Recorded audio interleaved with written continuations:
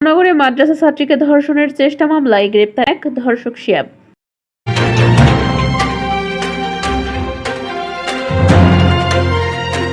আসসালামু আলাইকুম দর্শক, সকলকে আমন্ত্রণ জানাচ্ছি বিবিআর নিউজ সংবাদে।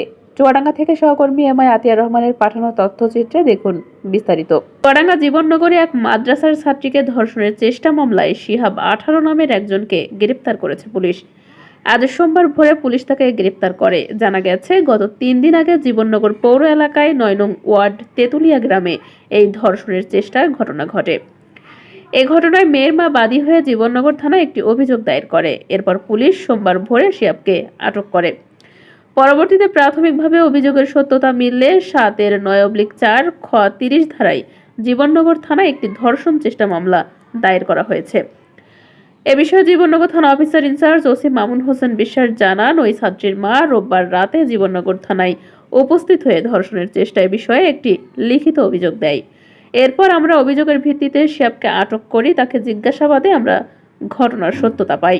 পরবর্তীতে ছাত্রীর মা বাদী হয়ে জীবননগর থানায় ধর্ষণের চেষ্টা অভিযোগ একটি মামলা দায়ের করেন। শিহাবকে আদালতের মাধ্যমে জেল হাজতে পাঠানো হয়েছে।